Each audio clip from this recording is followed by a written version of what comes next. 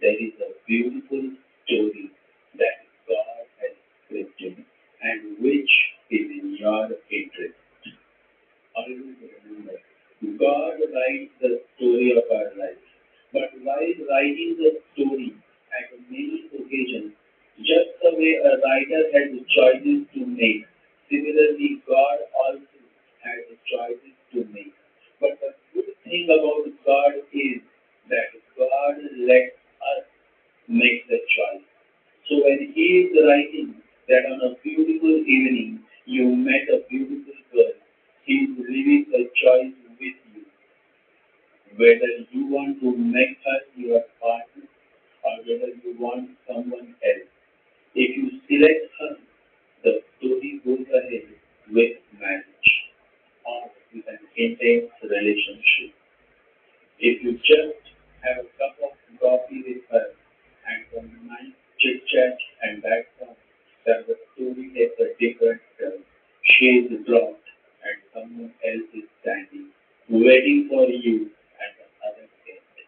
So while writing the story of your life, God gives us a choice to make at every moment of our life. And it is the choice that you make goes on shaping your destiny. Today, whatever you are, whatever I am, is because of the choices that we made in our past life. Now, your next question must be how can we make the right choice? And the answer is consciousness. The greater the consciousness, the greater is the quality of choice. A man of awareness will make the right choice. He will not fall for the appearances. He will be very careful, very cautious, and very patient until he takes the first step towards selecting the partner of his life.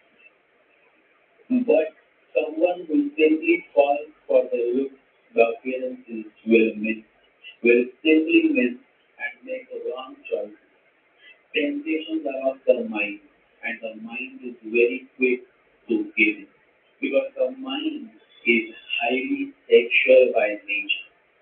Those who have been following me closely are aware of the fact that I have been sharing from the very beginning that womb, that is mind, is highly sexual by nature. It is said that certain sages have referred to the 27 nakshatras as 27 wives of the moon. Managing one wife is so difficult, and 27 wives, you can now imagine how much and womanizer the moon is by nature. The most beautiful man, the most beautiful woman is the one who simply goes with the flow of life. Remember, once you understand that you grow when you don't interfere in your own life, you will start progressing in the true sense.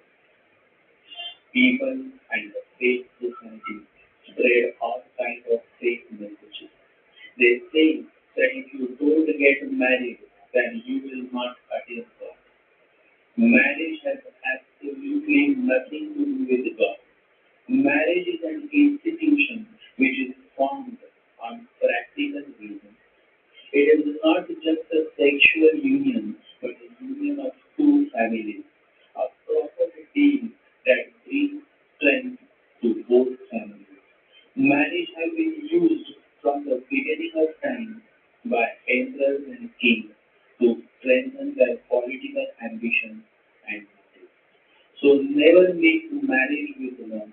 Marriage is a working relation, while the love is an altogether different matter.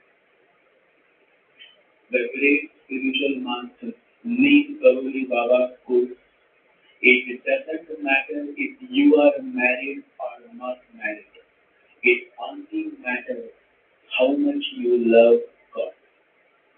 Great saints and yogis always have had a weak will because the path they have chosen for many lives after life is the path of God, path of Jupiter. And so when they are walking on the path of Jupiter, the other path, that is Venus, is found to be on the weaker. Jupiter is the guru of the Devata. Venus is the guru of Asura. So both are gurus. It is like one is a dawn from Dubai, that is Venus, while the other is the dawn from Rome, that is the Holy Pope. So if you are on your way towards Rome, the connection with the dawn of Dubai is going to be weak. That's magic. So it all depends on which way your journey is on. The path decides what destination you are going to reach. And then there are a few like me, a few like my insightful listeners and followers who simply don't bother about destination. Once you are set on a beautiful path, the path towards the beyond, the higher altitudes of consciousness, then who cares for the destination? If the path be beautiful, let us not ask where it leads. The moment you are set on the path shown by the benevolent master, then simply start enjoying the journey. And a time comes in your life when the journey becomes the destination. I pray to God that may all my listeners and those followers find their path and enjoy the journey. Because the moment the journey begins, the question of destination never arrives. It never can. Remember, the journey, not the destination matters. When you lose your job, when your lover leaves you alone, when you face many failures in your life, remember, it is all a part of the journey on which you are set. If you are a conscious person, if you are a man of awareness, then you will not look back. Instead, you will continue to walk. Because when you continue to walk with gratitude in your heart, God makes sure that the way ahead starts appearing before you.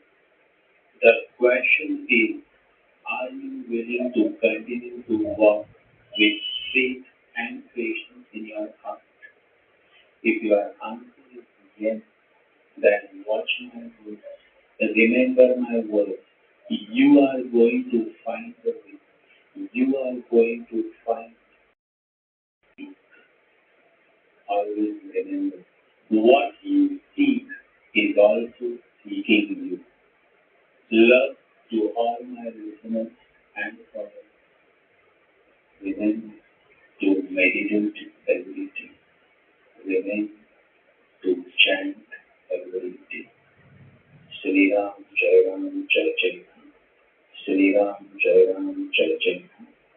Sri Ram, Jai Ram, Jai Jai Ram. Jai Sri Ganesha, Jai Guru.